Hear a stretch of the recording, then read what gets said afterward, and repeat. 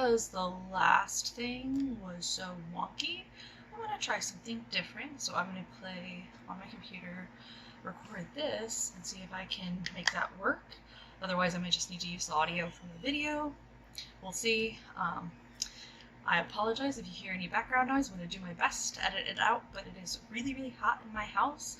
My bedroom gets to like 97 degrees even with the air on because my father thinks 82 degrees is an acceptable AC setting. So I have 2 fans going, and I apologize, but I will literally faint if I don't have them on. So I'm going to try my best to not worry too much about that and speak loud enough so you all can hear me, and hopefully using this method instead of just doing my microphone will help, because I can kind of see what I'm doing over there and you can see me over here, and this doesn't have the best audio. So we're going to try it this way and see what happens. So I have an external hard drive, and that's where all my videos are supposed to go, and the last time I did this, when I played the first time, I forgot to plug it in. So that's what happened, and that's why I had to do it twice. So let's hope I don't do anything silly like that again. I might have to turn it down. I apologize if you don't actually hear what's going on.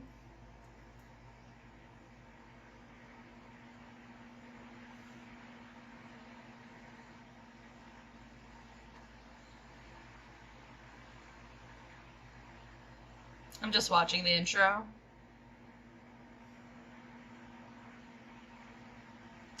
I just realized I put on a green shirt. I hope this doesn't end badly for me. I don't feel like changing it again. I changed it once already. Oops. Alright.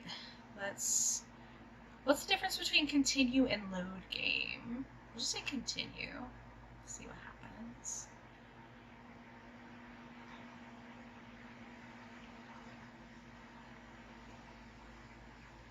I'm waiting.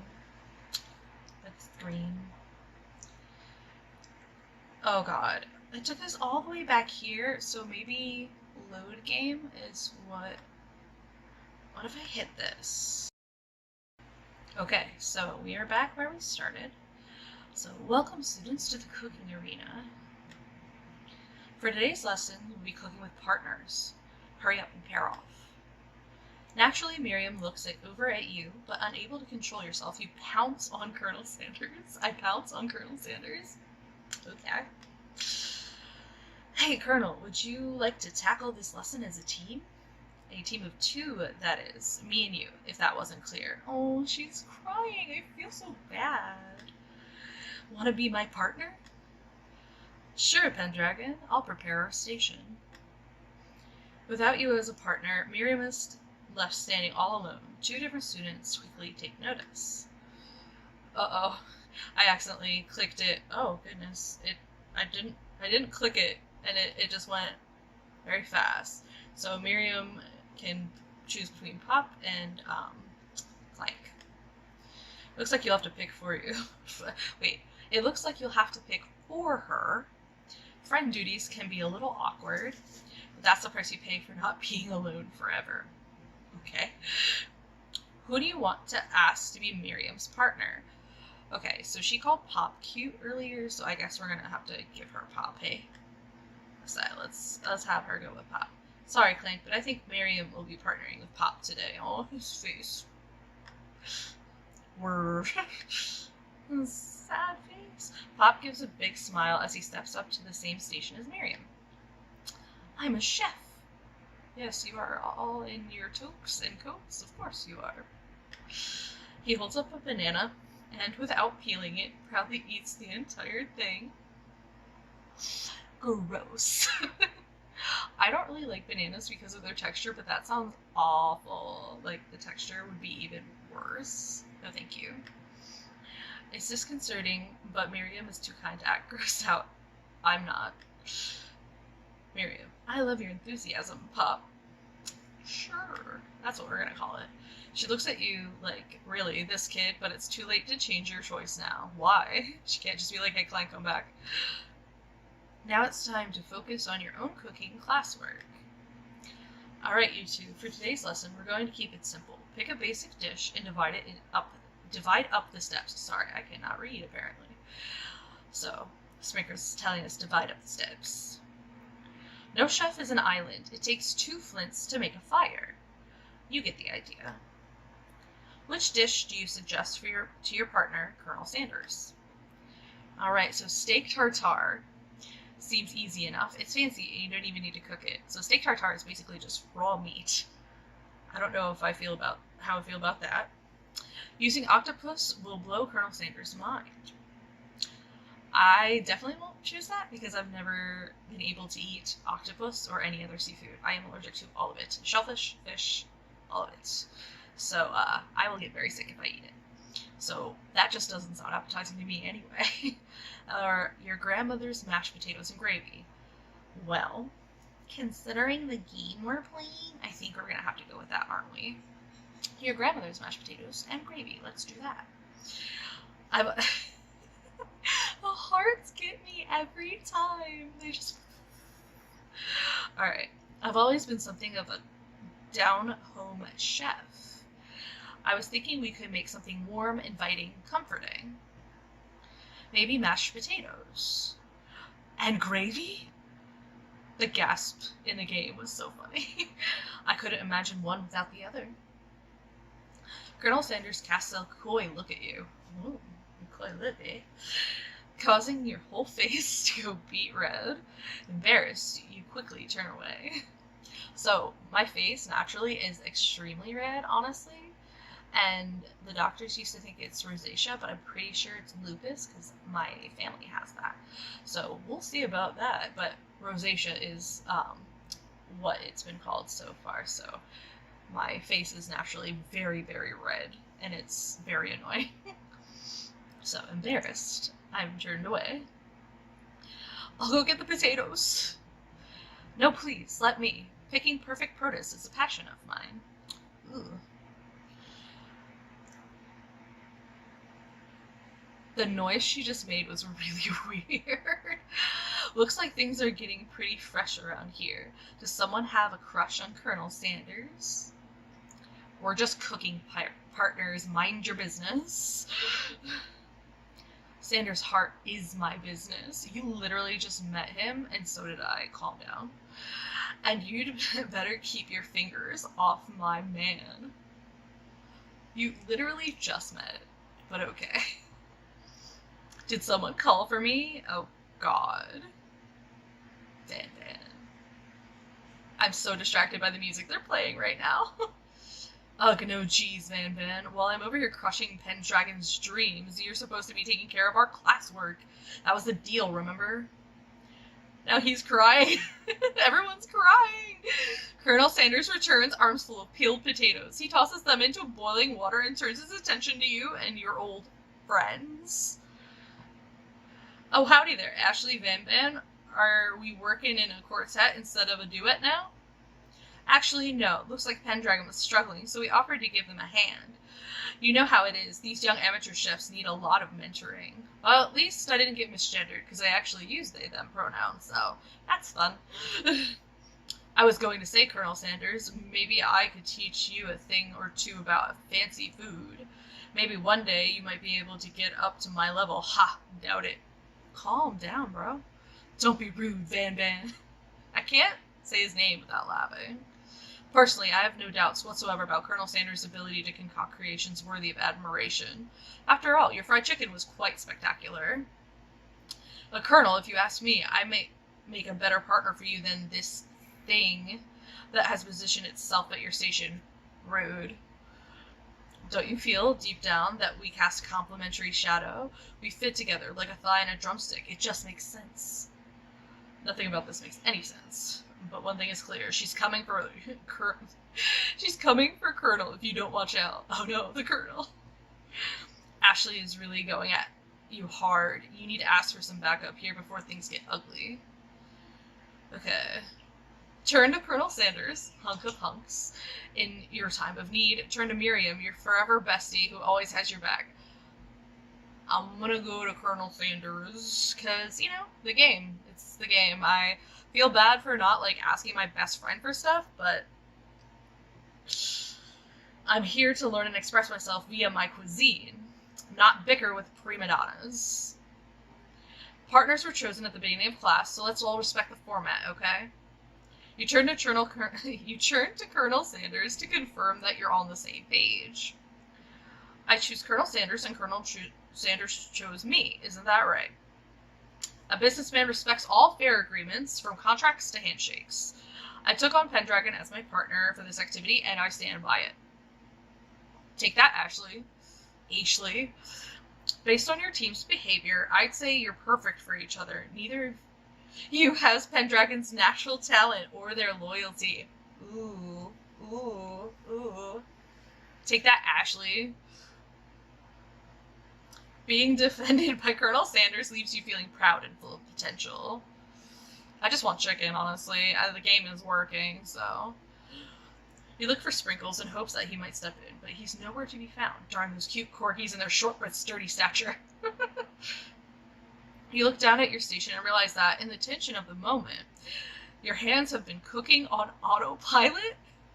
So I've just been cooking while I'm just, like, yelling at her. Awesome. Multitasking. Good skill, especially when you're cooking. Distracted by the drama, you've already crushed the boiled potatoes into a perfectly creamy mashed texture with plenty of butter and cream for flavor. It's as if your natural passion guided you through the steps you knew so well while your attention was elsewhere. I know just what to do. Colonel Sanders extends his hand. He's holding a beautiful white porcelain gravy boat, out of which pours a smooth brown gravy, smothering your nearly finished potato dish. So he's pouring his gravy on my potatoes, you say? Gravy flows down the mound of mashed potatoes. The results look spectacular. Granny would be very proud. I bet she would. Colonel Sanders holds a spork out to you. You reach out and grab hold of it, but he doesn't immediately let go. The two of you stand holding the same spork, and for that small moment, all of the madness and pressure in this crazy world stops. Your eyes lock. The moment is electric. Time stands still. If you love something, set it free. What does that have to do with this? Okay. Together, you dig the utensil into the mashed potatoes and lift a heaping sporkful up. When you see Ashley with a sinister look, you know she's plotting against you to be with Colonel Sanders. Not on my watch. And then, filled with rage and without thinking, you fling the sporkful of mashed potatoes right into Ashley's stupid, beautiful face. Oh my god, I'm sorry, but the way that we talk about Ashley, are we just, like, crushing on her, too? Like, is that what's going on? That's what it sounds like to me, but, like, I'm also really distracted by her chicken stockings. Van, do something! Scooping up a fingerful, Van tastes the dripping mashed potatoes and gravy and realizes that it's delicious. Horrified by this revelation, he slinks away. Will he ever be able to cook something with so much love and integrity? This is, like, really intense, like, music happening, like, very energetic, and I'm trying to read, but it's like, oof, it's a lot. Hold on right there, Pendragon. We do not waste food in the broom cooking arena. Colonel Sanders, I expect better from you. If you throw one more spoonful, you'd both better be prepared to eat it from wherever it lands. Oh no! He's gonna be mad at us?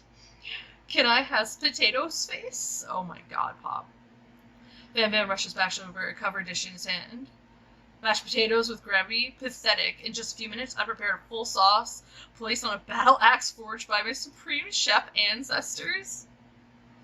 That's a little much, bruh.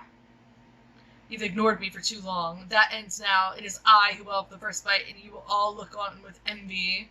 The interrupting servant rushes at Van and swipes a bite of his signature dish right off the plate. No, don't. Something about this dish doesn't strike my nose quite right. I think the octopus was rushed and may have turned in the process. The results could be toxic.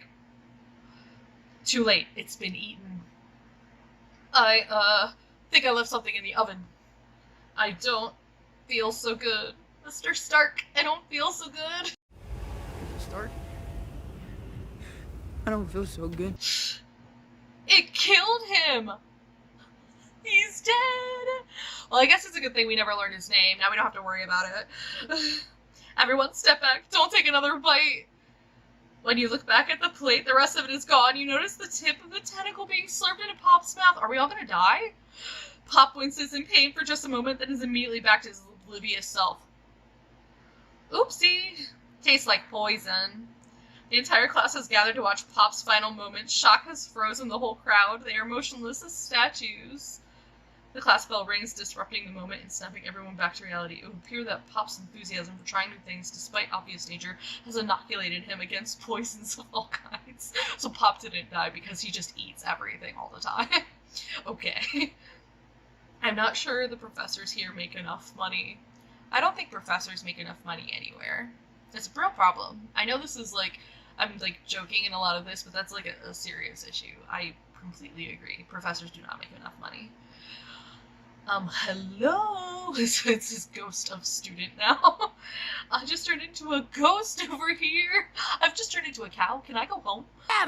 Hey, I've been turned into a cow. Can I go home? You're excused. Seeing that you're shaken up by that really annoying student and all his nonsense, Colonel Sanders approaches you. I'm sorry you had to go through that. Please, let me walk you home. Okay. What? Like, for real? Oh, come on. You follow Colonel Sanders out of the room.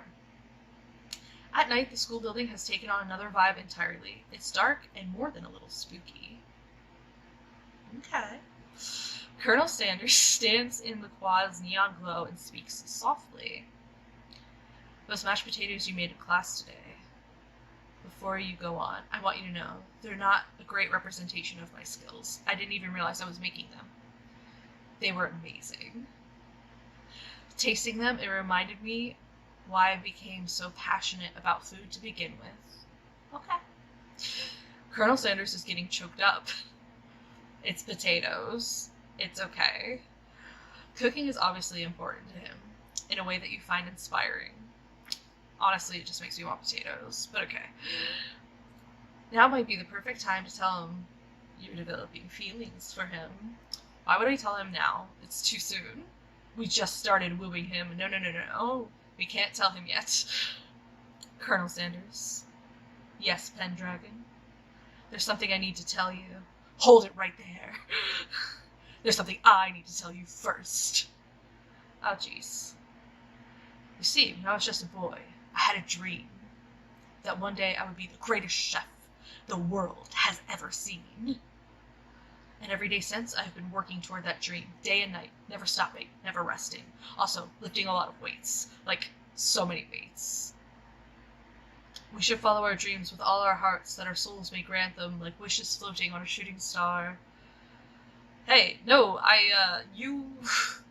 Shut up! I'm the only one here to say inspirational stuff and be the star of the story. Okay? Are we forgetting that your cooking literally killed a guy? You can't prove that! I also see you. Colonel Sanders is like, I also saw you kill that guy. What was his name? Somewhere in the distance you hear a long, sad sigh. Forget him. We were talking about me. Me. I'm the hero. The Spork Monster is here to fight a hero. A Spork Monster. It looks like a giant meatball. Man. I think I left the first door open. Later, nerds. How dare you threaten me just as I was letting down my guard and connecting with another chef on an emotional level? Be afraid, be very afraid of me, because I'm a monster. See? Is he rhyming on purpose, or is that just a coincidence? But before you can discuss syntax any further, it's a turn-based fight, see? It actually said that. What will you do? Attack. You decide to go on the attack. Which attack will you use? Cook with love. I guess I have to pick that as the only option.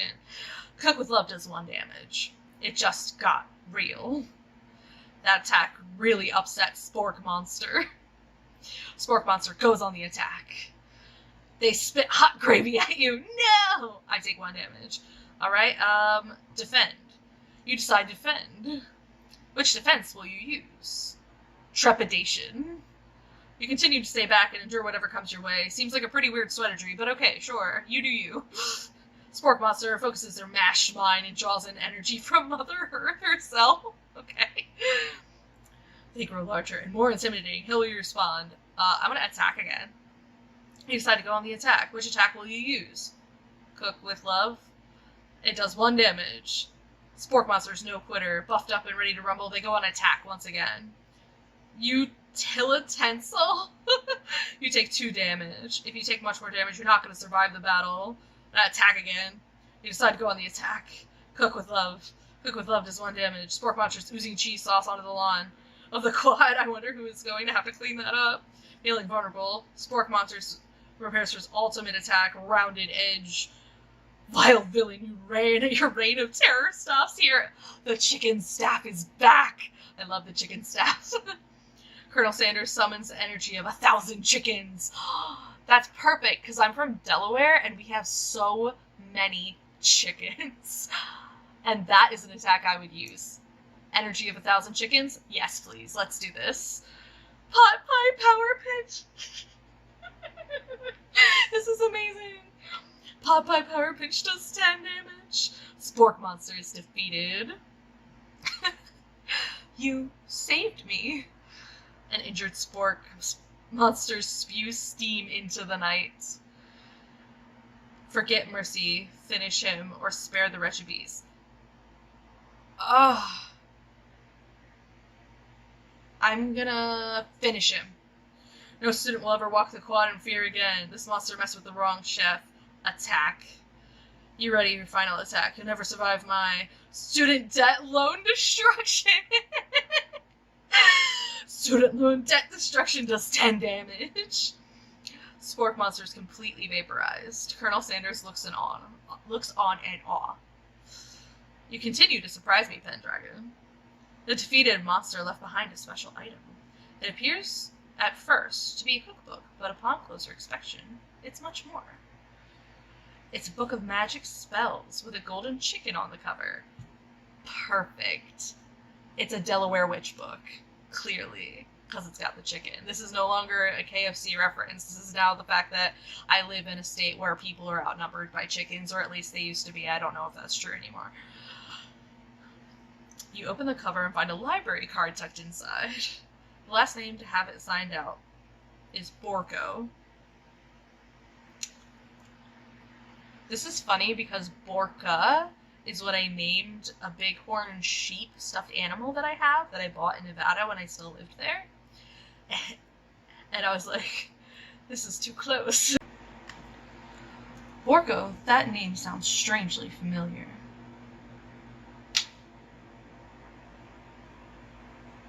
Your blood is pumping as you stand in the quiet of the night, holding the mysterious book in your hands. As you come down from your battle buzz, you realize that your final attack has left you completely depleted. The world around you begins to fade away. Without any energy to keep your eyes open, darkness overtakes you. Fun.